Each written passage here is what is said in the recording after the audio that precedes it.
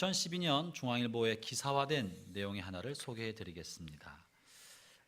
이 기사 내용에 의하면 우리나라는 아직도 가정이 보수적 가치를 가지고 가정을 소중히 여기는 그런 보수적 가치가 아직 보편적 문화 속에 가지고 있는 그런 나라라고 합니다. 그러나 우리나라 부부의 외도 비율이 주요 국가 세계에서 2위에 올라간다는 보도가 있었습니다. 한 외국 기업이 여론조사 기관인 외국계 여론조사 해리스 인터랙티브를 통해서 조사한 바를 중앙일보가 보도한 바가 있습니다. 세계 주요 36개국 2만 9천여 명에게 설문조사한 결과 한국인의 34%가 외도의 경험이 있다는 충격적인 보도를 알려준 바가 있습니다. 이 내용은 34%는 미국에 이어서 2위에 랭크한 그런 순위가 해당한 것입니다.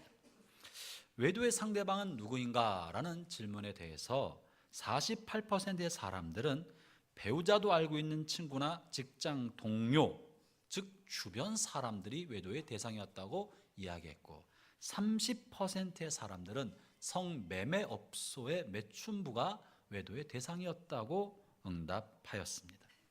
왜 외도를 하셨습니까? 라는 질문에 남자들은 성적 불만족을 첫 번째로 꼽았고 여성들은 남편에게 친밀감을 느끼지 못해서라고 대답했습니다. 그러면서 계속 보도는 이어갑니다. 외도한 적 있는 사람들은 외도에 대해서 생각할 때 무언가 잠자고 있던 자신의 영혼에 불을 지피고 가슴을 콩닥거리는 즐거움을 주는 만남이라고 생각하고 있었습니다.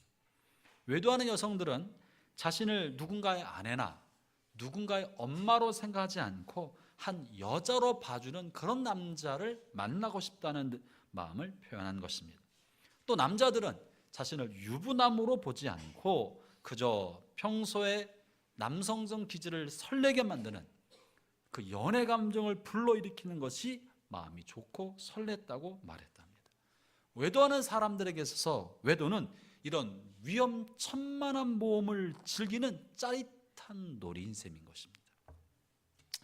이 기성세대의 기혼자들의 외도뿐만 아니라 2030 젊은 사람들에게 있어서는 이젠 결혼과는 상관없는 자유로운 연애가 보편적인 이야기처럼 들려지고 있습니다. 이들에게 혼전 순결은 고리타분한 이야기요, 호랑이 담배 피던 시절의 진부한 이야기가 되어버렸습니다. 2030 혹은 3040 미혼의 청년들은 결혼 연령이 점점 늦어지면서 적지 않은 사람들이 자유로운 연애 경험을 갖게 되고 성적 파트너를 자유롭게 소위 요즘 말로 쿨하게 하룻밤 지내는 성적 파트너가 적지 않다는 이야기를 보도는 전해주고 있었습니다. 20대 대학생들도 많은 학생들이 양쪽 모두 동의하면 당일 만나서 관계를 가져도 이상할 것이 없다라고 응답하면서 성적 대상자의 결정은 엄연히 자기의 몫인데 굳이 사회에서 비판적으로 볼 필요가 없다는 응답을 했다고 신문기사는 전하고 있습니다. 여러분, 성에 관한 문제는 인간이 가지고 있는 피할 수 없는 문제고 보편적으로 모든 사람이 갖고 있는 내용입니다. 우리 사회가 겉으로는 반듯하게 보이지만 사실은 음지와 반문화, 인터넷상에서는 온통 성들에 관한 걸로 도배되어 있습니다. 그리고 우리는 마치 거기서부터 아무렇지도 않은 사람인 것처럼 우리는 아닌 것처럼 하고 살지만 우리의 반문화와 어둠의 세계에 속해서는 우리도 세상 사람들과 별반 차이가 없다는 것이 사실은 통계치에 의해서 밝혀진 바입니다. 학교에서는 미혼모가 생기는 것을 방지한다는 차원에서 성교육 부재 때문이라고 말하고 조기 성교육을 계속 강조해 왔습니다. 그러면서 초등학교 저희 아이들이 초등학교 때에 보았더니 초등학교 고학년 때부터 성교육을 시키는데 그 내용은 성관계가 어떻게 이루어지는지 그리고 콘돔을 어떻게 사용하는지를 노골적으로 초등학교 고학년 아이들에게도 가르쳐주고 있습니다. 그것을 성교육이라고 생각한 것입니다. 다시 말하면 성인식이 생겨난 아이에게 성이 무엇인지 남성성과 여성성의 가치관에서 가르쳐주기 전에 성은 육체적인 관계라고 세뇌시키고 알려주고 있는 셈인 것입니다. 이와 같은 교육은 오히려 미혼모를 더욱더 늘어나게 만들어 주고 있다는 것이 통계가 말하고 있는 바인 것입니다. 우리나라는 여전히 해마다 수십만 건의 낙태가 이루어지고 있습니다. 여러분, 스마트폰과 개인 컴퓨터의 다국적 포르노 산업이 웬만한 자동차 기업보다 훨씬 높은 매출을 올리고 있습니다. 스마트폰과 개인 컴퓨터 안에 이런 포르노물들이 얼마나 많이 범람하고 있는지 모릅니다. 여기저기서 성적 욕구를 쫓아 몰려다니고 있습니다. 마치 우아한 백조가 수면 위에서는 고귀한 자태를 보이고 있지만 수면 밑에서는 볼썽사나운 발놀림으로 허우적거리는 것처럼 겉으로는 번듯하게 보이는 사람들이 지도층과 지성인들과 그런 사람들도 인터넷상에서 밤거리에서 익명 속의 자신을 감추고 추하고 음탕한 발놀림으로 성욕의 늪에 허우적거리고 있는 것이 한국 사회의 반문화의 어두운 일면인 것입니다. 그러면서 사람들은 이제 성적 유희와 그것을 즐기는 것은 개인의 기본권이다, 기본 권리다 라고 말합니다. 그래서 다른 사람에게 피해를 주지 않는다면 자신의 성적 파트너가 누구인지에 대한 선택권은, 다시 말하면 즉 성적 자기결정권을 자신은 가지고 있다고 주장하는 것입니다. 이것이 절정이 이뤘다는 것이 2015년 헌법재판소가 간통법을 폐지한 것으로 그 절정에 이르게 되었습니다. 헌법재판소는 부부가 배우자 이외의 사람과 간통을 하였다 할지라도 그것은 개인의 문제이지 국가가 관여할 바가 아니다라고 판단하였습니다. 그러면서 성적 대상자에 대한 결정권은 개인의 기본권이기 때문에 간통법은 헌법에 보장하고 있는 개인의 기본권을 침해할 소지가 있다라고 헌법재판관단이 다수결로 판단하여서 간통법이 폐지가 된 것입니다.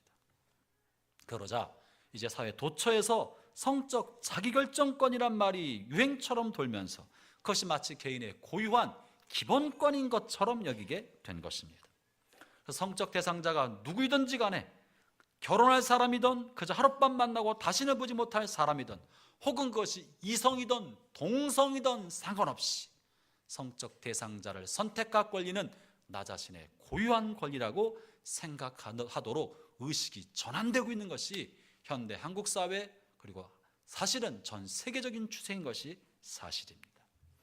이런 시대적 추세 속에서 오늘 본문의 10계명 7번째 계명, 간음하지 말라란 계명은 그야말로 고리타분하고 시대에 뒤떨어진 꼰대들의 잔소리에 지나지 않을 것입니다. 그러면 우리는 이와 같은 성적 자기결정권을 어떻게 보아야 할까요? 10계명 7번째 계명은 오늘 우리에게 무엇을 말하고 계시는 것일까요? 우리가 이 성적 문제를 수면 아래에 감추어 놓고서는 결코 문제를 해결할 수 없고 더 많은 위선자만 교회가 양산할 가능성이 큰 것입니다. 성 문제에 대한 성경적 답을 찾으려면 먼저 우리는 우리의 몸에 대하여, 다시 말하면 육체에 대한 성경적 이해를 먼저 해야 합니다. 그래서 먼저 알아야 할 육체에 관한 성경 이해의 첫 번째는 하나님은 우리의 몸과 성에 대해서 매우 관심이 많으시다는 사실입니다.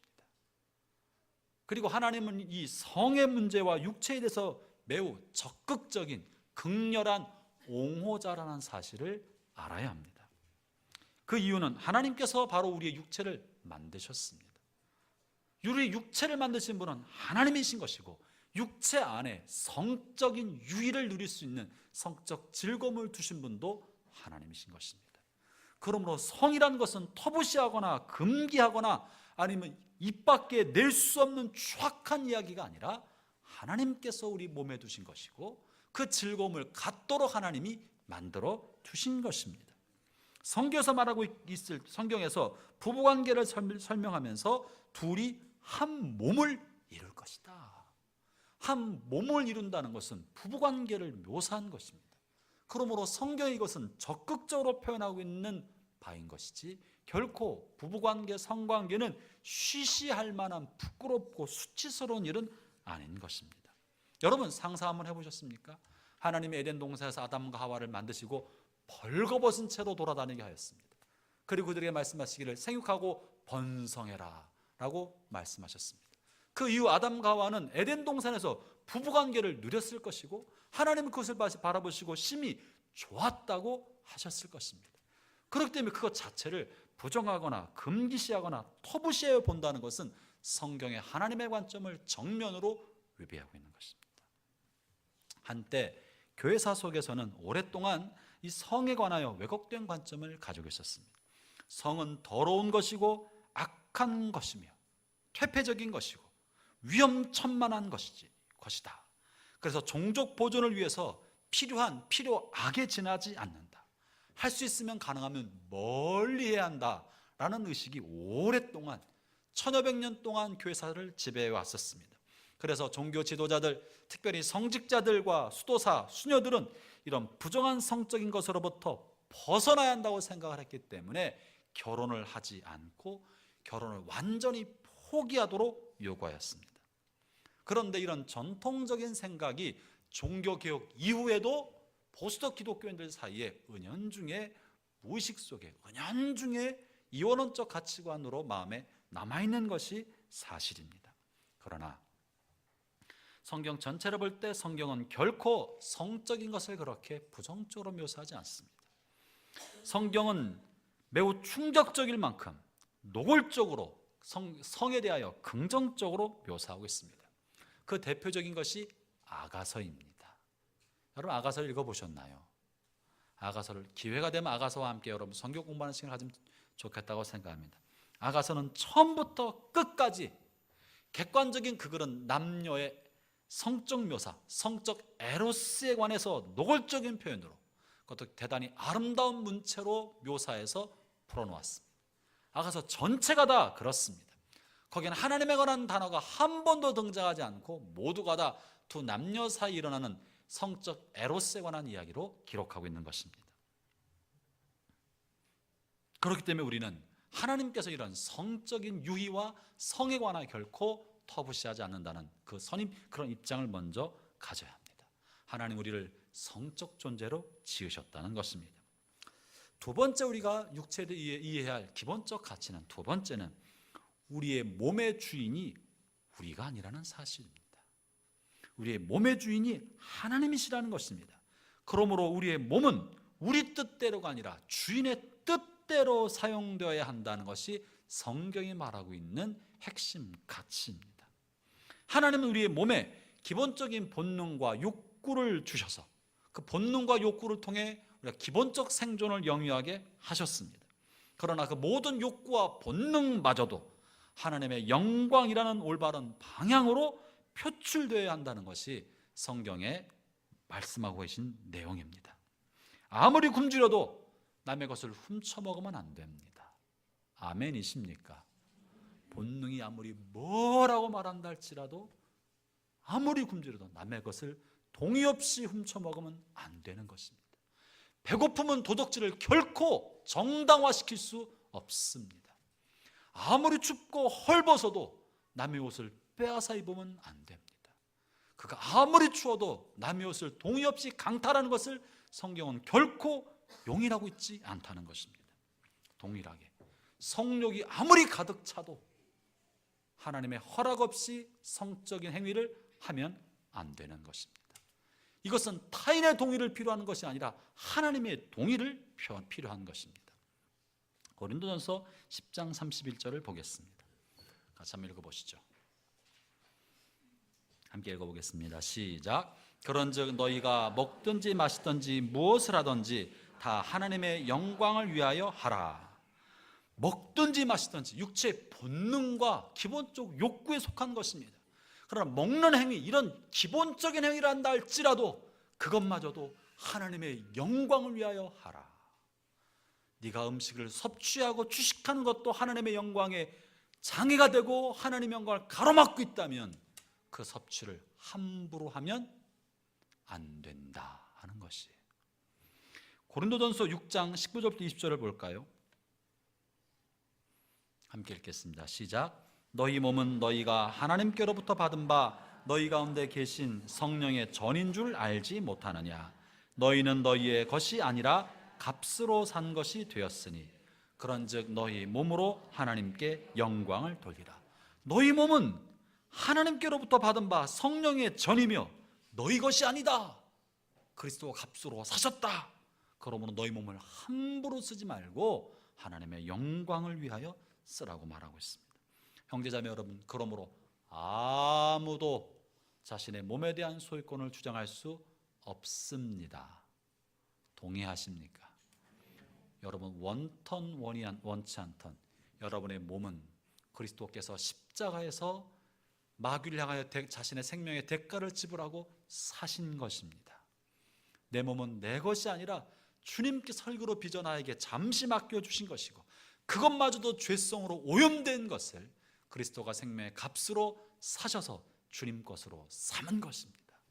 그러면 우리 몸을 우리가 함부로 써서는 안 되는 것이고, 주인의 동의 없이 내 마음대로 써서도 안 되는 것입니다. 우리는 요즘에 우리의 생각이 이 사회가 발전하면서 교회가 사회 발전 속도를 따라가지 못하게 되었습니다. 그리고 어쩌면 사회가 지난 2000년 기독교 역사 가운데 교회 안에 일어났던 부정적인 것들과 교회 안에 일어났던 불의를 들여다보았습니다. 교회는 이제는 더 이상 신비의 영역이 아닙니다. 이미 교회는 유리상자 속에 들어있는 것처럼 사회가 교회를 다 들여다보고 있습니다. 그러면서 사회적 의식과 판단이 교회 판단을 앞서가고 있습니다. 그래서 우리는 이제는 사회적인 판단과 사회적 합의와 세상에서 흘러가는 사조가 우리 교회를 향하여 가르치고 있는 것이 오늘의 현실입니다.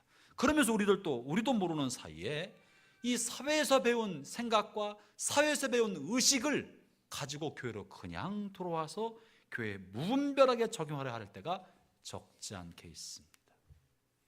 성적 자기결정권이라는 용어도 사회에서 배우고 사회에서 들여와서 이것이 사회적 합의고 세상에 앞선 생각이라고 생각하고 이것을 들고 교회 안에 들어와서 교회에 적용하려 하고 교회에 가르치려 하고 자기 스스로도 그렇게 생각하려는 경향이 있는 것입니다. 마치 현대 사조에서 이 시대에 흐르는 시대의 정신과 사회적 합의가 교회의 판단과 성경의 판단을 앞서는 것처럼, 뛰어난 것처럼 생각하고 여기는 것입니다. 그런 사회적 생각으로 교회를 바꾸려고 시도합니다. 그리고 그런 생각으로 교회 안에 영향을 주려 합니다. 저는 오늘 주의 이름으로 여러분에게 묻습니다. 우리의 판단 기준은 어디에 있습니까? 우리의 판단 기준은 어디에 있어야 하는 것입니까? 시대에 따라서 변화무쌍한 시대적 흐름 속에 있는 것입니까? 고대사회, 중세사회, 근대사회, 현대사회 각 시대마다 판단하는 그 판단 기준이, 시대에 부합한 판단 기준이 오늘 교회의 판단을 전복시킬 만한 절대 근거가 되는 겁니까? 저 여러분의 판단 근거는 어디에 있어야 합니까? 시대정신입니까? 성경입니까? 왜 대답을 안 하시는 거예요? 여전히 흔들리시나요? 여러분, 우리는 이 부분에 있어서만큼은 흔들리지 않은 확신을 가져야 합니다. 천만인이 뭐라고 말한다 할지라도, 언론과 매스컴과 주변의 사람들과 유수한 지성인들이 뭐라고 한다 할지라도 나의 삶의 판단 기준은 사람들이 만들어둔 시대적 가치가 아니고 성경, 이 성경 안에서 나의 삶의 기준과 가치를 찾겠다고 확신해야 합니다. 이 확신이 흔들리면 우리는 다른 사람의 이야기에 따라 이리 흔들리고 저리 흔들리고, 이렇게 이 말이 맞는 것 같으면 그 말에 기울이고, 잘 들어보면 그 말도 맞는 것 같아, 그러면 그 말에 흔들리는 사람이 되는 것입니다. 우리는 사회적 합의와 사회적 정신을 무시하지 않지만, 그러나 흘러가는 사회적 합의와 사회적 정신이 과연 그러한지를 판단하도록 부름받은 하나님의 아들들이고 딸들이며 하나님의 백성인 것입니다. 그럼 우리가 성경을 통하여 진리의 기준을 세우고 그 진리의 횃불을 높이 들어서 절대적 진리는 이것을 말하고 있습니다 라고 오히려 사회에 이야기해줘야 할 사람이 오히려 사회적 생각을 가지고 교회 안에 들어와서 교회 가치관을 혼돈시키고 흔들려고 하고 있다면 이것은 큰일 날 노릇인 것이에요. 저나 여러분이 무엇보다 성에 관련되어서, 이미 성에 관련되어서는 절대 진리를 부정하고 있는 사회에서는 개인이 최고의 가치입니다. 개인이 절대 기준입니다. 포스트 모던 사회가 그런 거예요. 그렇기 때문에 결정권은 자기에게 있다고 말합니다. 형제자매 여러분, 하나님이 없는 세상 사람들이야 어떻게 하겠습니까? 그러나 하나님이 살아계시고 그분이 인류에게 우리의 삶의 기준으로 성경을 주셨다는 걸 믿는 우리들은 우리의 삶의 가치를 성경에서 찾기를 바랍니다. 인간의 이성이 판단 기준이 아니고 사회적 합의가 판단 기준이 아니고 오직 성경만이 여러분의 가치의 판단 기준이 될 수 있기를 축원합니다. 성경이 뭐라고 말하고 있는지 보아야 되고 들어야 할 것입니다. 그러므로 이 말씀에 근거하여 저와 여러분을 권면합니다. 우리의 육체를 함부로 사용하지 맙시다. 우리의 육체는 우리의 것이 아닌 것입니다. 그러면 성경은 이 성에 대해서 어떻게 다루라고 말하고 있습니까? 첫 번째, 성은 하나님이 고안하신 좋은 것이지만 그것은 오직 결혼 관계 안에서만 다루어져야 한다는 것이 성경의 확고부동한 입장입니다. 성에 관한 언급의 최초이자 가장 중요한 기초가 되는 것이 창세기 2장에 나와 있는 말씀입니다. 2장 24절의 말씀입니다. 이 창세기 2장 24절의 말씀은 부부관계와 이혼을 다룰 때 주님께서 복음서에서도 한번 인용하신 바가 있었습니다. 사도 바울도 서신서를 쓰면서 부부관계를 이야기할 때 창세기 2장 24절을 인용하였습니다. 다시 말하면 창세기 2장 24절은 성과 부부 관계에 대한 내용의 가장 중요한 기초고 핵심적인 진리인 것입니다. 이 말씀을 다시 한번 읽어보겠습니다. 시작. 그러므로 남자가 부모를 떠나 그 아내와 합하여 둘이 한 몸을 이룰지로다. 남자가 에베소서에서는 사람이라고 표현했습니다. 사람이 혹은 남자가 부모를 떠나 누구와? 아내와. 남자가 부모를 떠나 여자와라고 말하고 있지 않고 아내와. 이것은 육체적인 관계가 아내에게만 해당한다는 이야기를 해주고 있는 거예요. 오직 한 몸을 이루는 관계는 아내와만, 배우자에게만 가능하고 그것만 허용된다고 말하고 있는 것입니다. 왜 하나님께서는 이 성적 관계를 배우자, 아내와만, 남편과만 허용하고 있겠습니까? 거기는 굉장히 중요한 의도가 있는 것이에요. 말라기서 2장 14절과 15절에 이것에 대한 의도가 이렇게 실려 있습니다. 말라기서 2장 14절 15절입니다.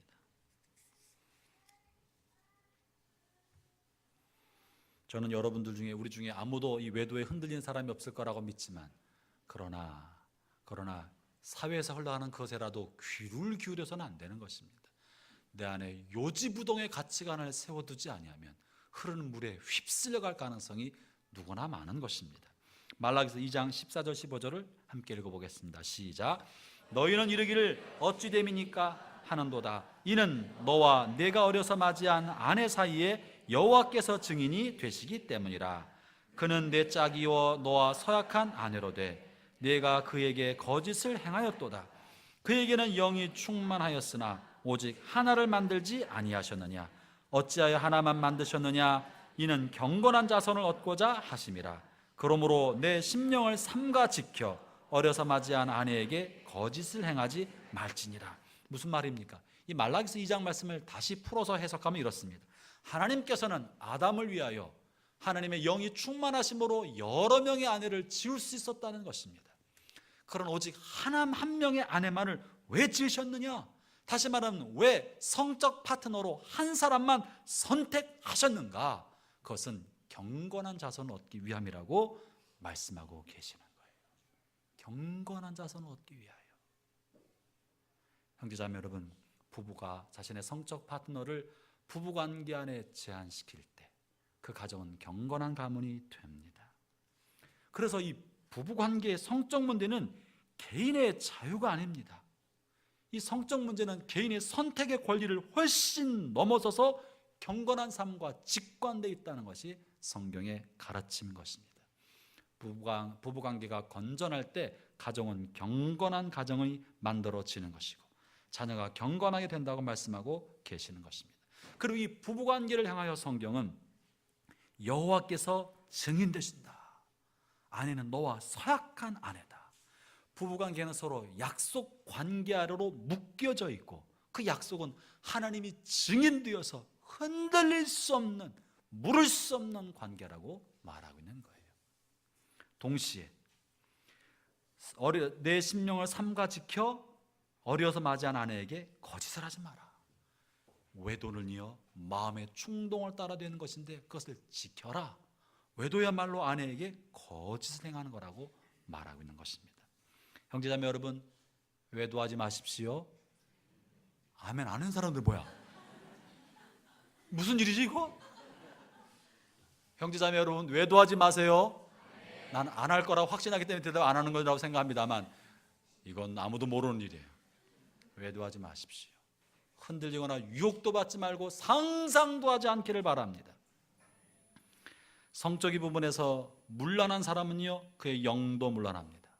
겉으로 멀쩡해도요 이 부분에 문란하기 시작한 사람은요 속의 심령이 황폐해지는 거예요. 자신의 삶의 경건이 무너져 그것은 놀랍게도 자녀들에게 그대로 영향을 줍니다. 배우자 외도를 경험한 사람들은요, 배우자가 외도한 것을 경험한 사람은 대부분 다 심각한 정신적, 정서적 고통을 겪습니다. 그리고 그 마음에 평생 지워지지 않은 마음에 상처를 입게 됩니다.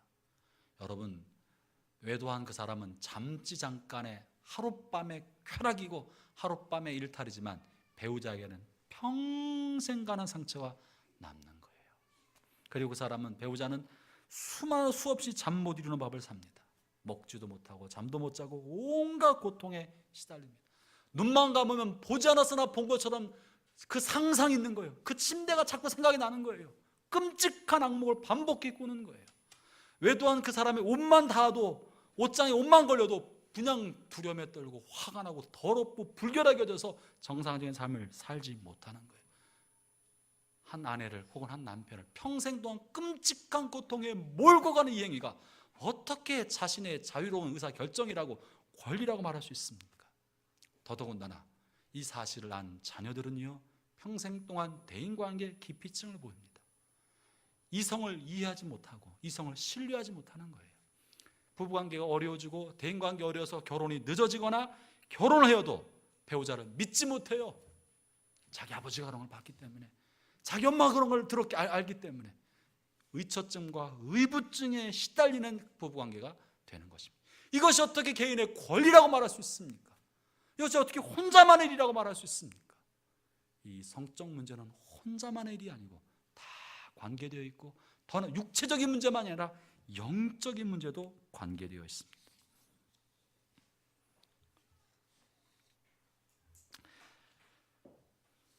성적 행위는요 영적 영역과도 관계되어 있습니다. 다시 말하면 성적 유의는 육체 영역을 넘어서 영적 영역에도 속해 있는 것입니다. 고린도서 6장 16절을 읽어보겠습니다. 고린도전서 6장 16절입니다. 같이 한번 읽어볼까요? 시작. 장녀와 합하는 자는 그와 한 몸인 줄을 알지 못하느냐. 일렀을 때 둘이 한 육체가 된다 하셨나니. 창녀와 합하는 사람은 둘이 한 몸이다. 와, 전 잠시 하룻밤 보내고 돈 주고 만 건데요, 근데 둘이 한 육체가 되었다고 말하고 있습니다. 고린도전서 6장 15절부터 20절 읽어보겠습니다. 6장 15절부터 20절입니다. 같이 천천히 읽어봅시다. 본문을 의미를 생각하면서 천천히 읽어봅니다. 시작. 너희 몸이 그리스도의 지체인 줄을 알지 못하느냐. 내가 그리스도의 지체를 가지고 창녀의 지체를 만들겠느냐. 결코 그럴 수 없느니라. 창녀와 합하는 자는 그와 한 몸인 줄을 알지 못하느냐. 일렀을 때 둘이 한 육체가 된다 하셨나니 주와 합하는 자는 한 영이라. 음행을 피하라. 사람마다 범하는 죄마다 몸 밖에 있거니와 음행을 하는 자는 자기 몸의 죄를 범하느니라. 너희 몸은 너희가 하나님께로부터 받은 바 너희 가운데 계신 성령의 전인 줄을 알지 못하느냐. 너희는 너희 자신의 것이 아니라 값으로 산 것이 되었으니 그런즉 너희 몸으로 하나님께 영광을 돌리라. 본문의 말씀에 보면 죄를 범하는 사람마다 몸 밖에 있지만 음행은 몸의 죄를 짓는다. 몸 안에 죄를 짓는다는 거예요. 몸 안에 지기 때문에 음행한 대상자와 한 육체가 되어서 하나의 영이 된다는 거예요. 저는 그래서 그것이 그저 육체적인 관계에 성적 욕구를 한번 해소하고 마는 것이 아니라 자기도 모르는 사이에 영적인 결탁이 이루어지고 영적인 문제와도 치명적 관계에 있다고 말하고 있는 것입니다. 이것은 다만 창기와 합하는 매춘만 해당하는 것이 아닙니다. 성에 관련된 것이 다 그러한 거예요. 다른 사람에게 아무런 피해를 주지 않은 포르노 탐닉, 이것도 여전히 우리 영에 관련된 것입니다. 우리 영을 황폐하게 만드는 것입니다. 어떤 사람이 말해요. 그냥 저는 다만 야한 동영상을 보았을 뿐인데요, 저는 그저 매춘업소에 가서 하룻밤을 보낸 것뿐인데요, 이름도 모르는 사이고 어떤 정치적 교감도 없었는데요. 여러분, 그렇지 않다는 거예요. 그렇지 않다는 거예요. 창기와 합한 사람은 그와 한 몸인 줄 알지 못하느냐. 주님과 합한 사람이 한 영이듯이 창기와 합한 사람은 한 몸이요 한 영이 된다고 말하는 거예요. 이것은 우리의 영혼과 육체를 황폐하게 만들고 영혼을 오염시키는 것입니다. 육체적인 관계는 영적으로도 묶이게 만들고 여러분의 영혼을 헤어나올 수 없는 늪으로, 무감감의 늪으로 빠져들게 만드는 것입니다. 그러므로 결혼관계를 벗어난 그 어떤 성적 관계도 결코 용납해서는 안 됩니다. 성적인 것을 상품화하고 물건 취급하는 포르노 산업은 우리 영혼을 황폐하게 시키는 마귀의 독인 것이에요. 끔찍한 독인 거예요. 달콤하게 퍼지고 있는 마귀의 독버섯이 포르노 산업인 것입니다. 이러한 모든 것들에 대해서 성을 다만 육체적이고 성적 욕구의 해소의 도구로 사용하라는 것에 대해서 거부하기를 바랍니다. 내가 거룩하니 너희도 거룩하라고 주께서 말씀하신 것입니다. 여러분, 이 성은요, 좋은 것도 아니고 나쁜 것도 아니고 하나님이 고안하셨지만 그 성의 에너지는 굉장히 강력한 힘이 있습니다. 그래서 우리를 사로잡는 것이에요.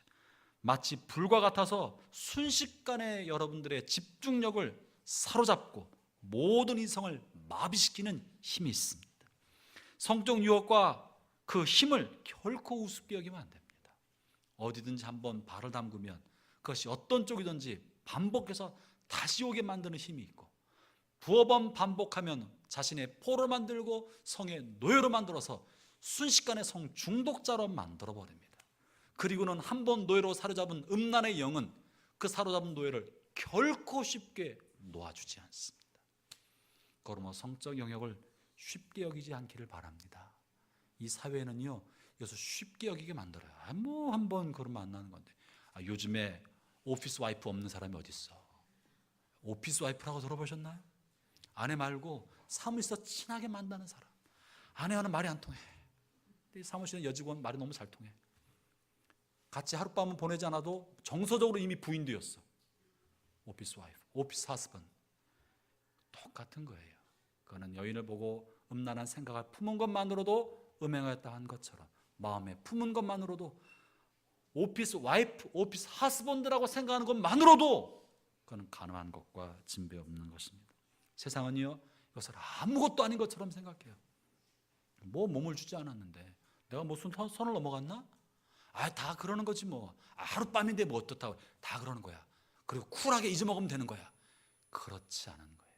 그건 사탄이 우리를 소유 만들고 노예로 삼으려는 마귀의 전략인 것입니다. 세 번째, 성은요, 우리는 이 성적 유혹을 이겨낼 수 있습니다. 사람들은 생각할 때 성적 유혹이 매우 강력한 충동이어서 이길 수 없는 것처럼 사람들은 생각하고 정당화시켜냅니다. 또 어떤 사람은 사실은 실제로 성적 충동을 주체할 수 없는 감정으로 여겨서 끌려다니고 성의 노예가 되는 사람이 적지 않게 많습니다. 성문화가 범람한 사회 속에 사실은 현대인의 많은 사람이 게임 중독보다 더 심각한 것이 성 중독자들입니다. 많은 사람이 스스로 헤어나오지 못한 성 중독의 늪에 빠져 사는 사람들이 대단히 많습니다. 성 중독은요, 이러면 안 되는 줄 알면서 반복해서 하는 거예요. 그것이 무엇이든, 그것이 음란 동영상이든 퇴폐업소에 출입이든 매춘업소에 다니는 것이든 아니면 파트너를 바꾸는 것이든 배우자 말고 다른 사람에게 마음이 가는 것이든 혹은 몰카를 들고 다니고 찍는 것이든 무엇이든지 간에 끊지 못하고 서너 차례 서너 번 시간 될 때마다 반복하는 그 모든 것은 성중독입니다. 성중독은 헤어나오기 쉽지 않지만 끊을 수 없는 것도 아닙니다. 적지 않은 사람들이 성에 중독이 되어서 충동적으로 끌려가고 있는 사람들이 있습니다. 그리고 그렇게 무너지는 자신을 바라보면서 좌절에 빠져서 삶이 점점점 무너져 갑니다. 싸움은 쉽지 않지만 그러나 주께서 말씀하시기를 내가 세상을 이기었다 담대하라고 말씀하십니다. 형제자매 여러분, 음란의 중독, 성중독에서 수많은 사람들이 벗어나고 이겼습니다. 그런 사람이 있다면 먼저는 이길 수 있다는 자신감과 확신을 가져야 합니다. 잘못된 충동과 욕망과 싸워 이길 수 있다는 믿음을 가져야 합니다. 우리는 죄의 종이 아니라는 것을 선포하고 고백하고 확신하면서 내가 자유인이 되기 위하여, 죄의 종이 되지 않도록 하기 위하여 그리스도가 얼마나 끔찍한 희생을 하셨다는 것을 기억하고 떠올려야 합니다. 내 몸은 내 것이 아니라고 끊임없이 선언해 주어야 합니다. 죄의 충동, 음란의 충동이 일어날 때 어떠한 타협도 변명도 받아들이지 않고 대적해야 합니다. 자신의 약함을 있는 그대로 바라보면서 대적해야 합니다. 그리고 그때마다 그리스도의 도움을 구하고 뼈를 깎는 아픔으로 그리스도의 도움을 구해야 합니다. 이것에 대해 성경은 뭐라 말하는지 아십니까? 마태복음 6장 27절부터 30절 이렇게 말씀하고 계십니다. 같이 한번 읽어보겠습니다.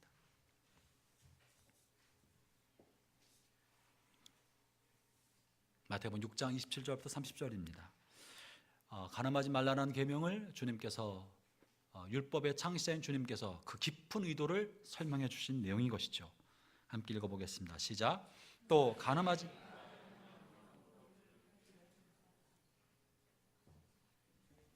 네, 제가 아마 성경 구절을 잘못 전달해 준 것 같은데요.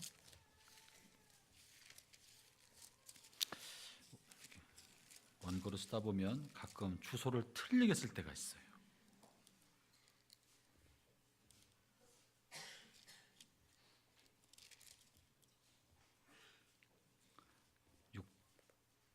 오 5장인데 그랬군요.